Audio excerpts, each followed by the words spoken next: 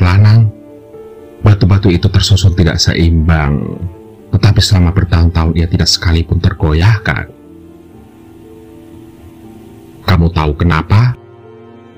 Itu karena ada kekuatan yang menjaganya. Ia seperti terikat satu sama lain, menopang satu sama lain, dan menjaga satu sama lain seolah goncangan tidak akan mampu meluruhkan mereka.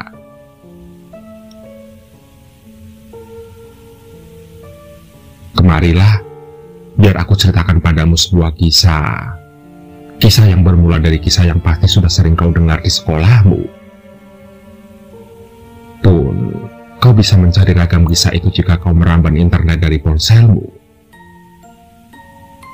Tapi, yang ingin kuceritakan adalah kisah yang hanya disampaikan oleh leluhur kepada keturunannya seperti aku yang mendapat cerita dari leluhurku. Sesungguhnya, penduduk tidak berani terang-terangan menceritakannya, karena mereka kelesa akan tulah. Tulah?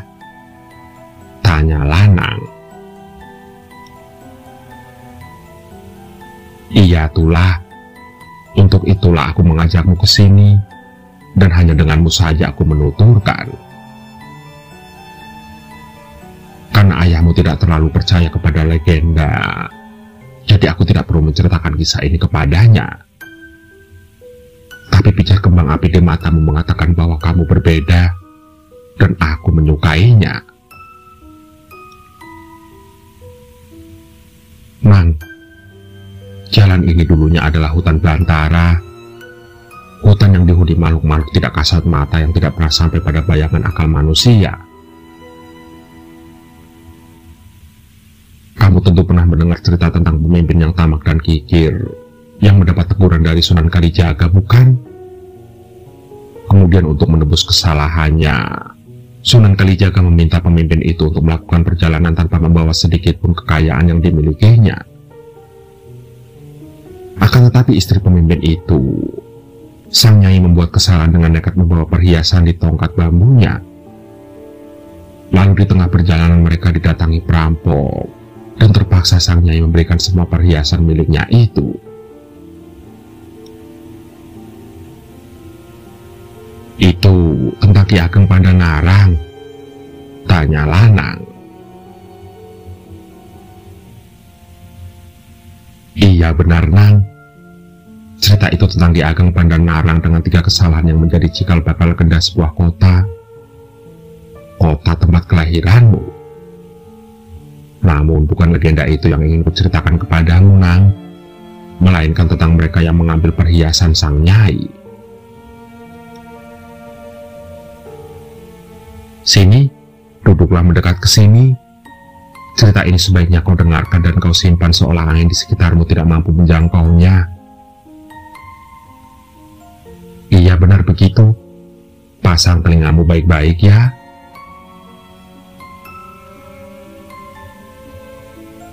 Malam itu, angin tidak datang, daun tidak gemberisik, sementara binatang-binatang tidak bersuara dan mereka para perampok berhasil melarikan perhiasan sang nyai.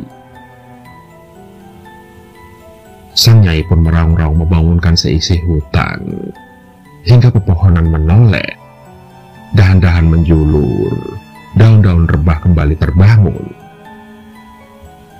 Bahkan serigala pun mulai terjaga, kemudian menjeritkan melongan panjang yang menggetarkan kendang telinga. Amarah penghuni hutan melambung, hawa panas menjalar, tanah bergejolak menggumpal-gumpal seolah ingin menelan isi hutan. Namun sekejap kemudian senyap tiba-tiba menelan suara raungan, pun seketika mencerabut lolongan. Angin pun serentak berembus kencang dan kabut mulai mengalir merendam menyelimuti hutan. Ketenangan datang dengan aroma yang menggiriskan. Sayangnya ketenangan itu tidak datang sendiri karena ada sesuatu yang bergerak dalam bayang-bayang. Oh ya, perompak itu ada 3 orang. Satu pemimpin berhidung keling, satu berbadan tinggi, dan yang satu lagi bercode di pipi. Ketiga laki-laki itu tersaruk-saruk mencari jalan menembus malam yang cahayanya hanya diperoleh dari cahaya remang-remang yang tersaring dedaunan. Sepanjang jalan mereka mulai menghitung hasil rampokan yang ternyata cukup banyak didapatkan. Tawa pun mereka, kelak pun Jumawa merasa keberhasilan itu patut dirayakan. Lantas, mereka mulai memikirkan apa yang harus dilakukan dengan hasil rampasan tersebut. Ketiganya kemudian berjalan dengan dada membusung dan kepalanya ditegakkan. Namun sayangnya setelah 1 jam berjalan tidak juga terlihat tepi hutan. 2 jam berjalan ketiganya semakin masuk ke dalam kegelapan. 3 jam berjalan mereka mulai kelelahan. Dan semakin lama mereka semakin merasakan keanehan bahwa ada sesuatu yang sedang mengintai. Sesuatu yang tidak kasat mata. Sontak, kekhawatiran pun merayap menggerayangi hingga bergumul di sendi-sendi. Sementara ketakutan mengalir perlahan melalui aliran darah bergelanyar menuju jantung.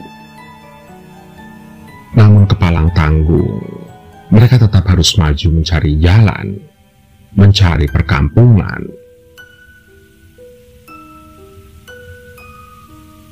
Hingga tidak berapa lama kemudian si Codet menyadari sesuatu. Loh, bukankah ini jalan yang tadi kita lalui? Tanya si Codet. Dari mana kamu tahu? Jawab si Tinggi. Kemudian si Codet menuju pohon yang dahannya menjulur rendah. Pohon itu, rantingnya tadi membuat luka di lenganku, ucap si Codet. Menyadari keanehan itu, si hidung keling memutar pandangan. Ia mendongak dan ternyata tatapannya beradu dengan loyang kelam tanpa remahan bintang.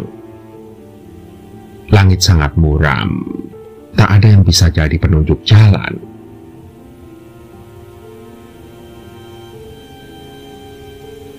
Mereka semua mulai gelisah, Nang, ujarnya.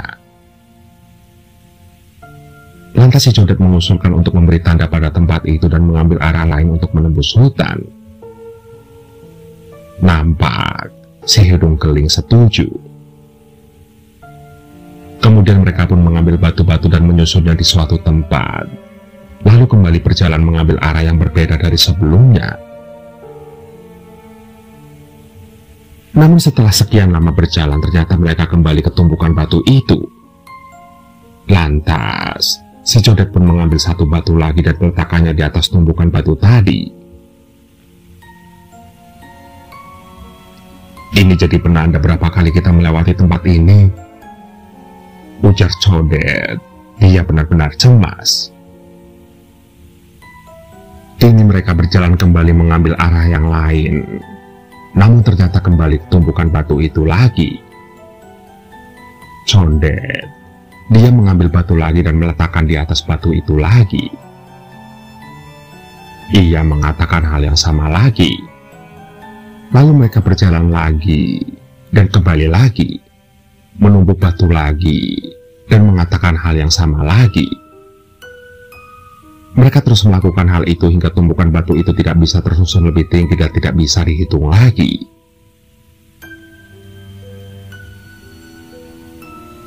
Lalu apa yang terjadi pada mereka, kek? Tanya Lanang. Sebentar, Nang, biarkan kakek bernapas dulu, biarkan kakek minum dulu. Tapi kakek senang dengan rasa penasaranmu itu, ujar sang kakek.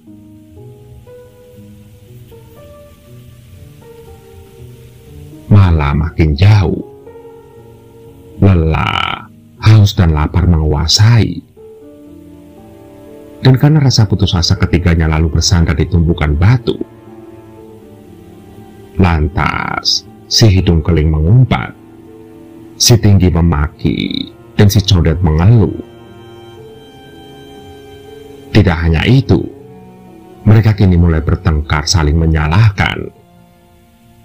Perseteruan semakin panas, sampai kemudian akhirnya si hidung keling berseru, "Kita berpencar," ujar si hidung keling. "Bagi dulu rampasan kita," ujar si tinggi.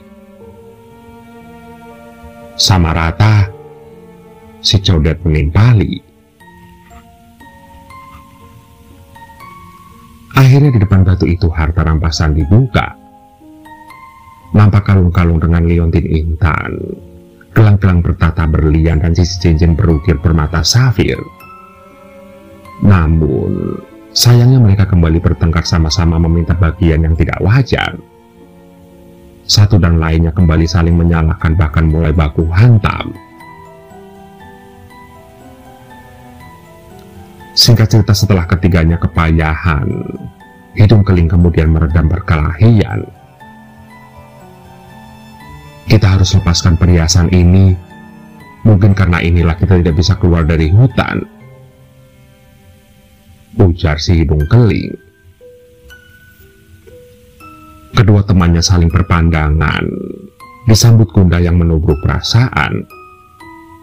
Namun apa boleh buat, akhirnya usul pun disetujui. Mereka kemudian mengubur perhiasan itu dekat tumpukan batu, tentu dengan janji mereka akan kembali suatu hari nanti. Kesiur angin masih berdesir dan dingin terus menyisir. Lantas mereka memilih arah secara acak, dengan harapan pulang dengan selamat. Namun sayangnya semuanya tidak berjalan selaras pinta. Setelah langkah berjejak-jejak dan kabut turun semakin pekat, mereka baru menyadari jika telah terpisahkan dan masing-masing ternyata telah berjalan sendirian. Kegamangan berkelindan, ketakutan mencekam. Mereka saling memanggil namun tidak mendapat sautan. Sontak, kengerian pun hadir mengejutkan hati mereka. Hingga tiba-tiba terdengar suara gemuruh yang sangat keras hingga menggerakkan pepohonan. Disusul suara langgingan panjang yang semakin lama semakin jauh lalu menghilang.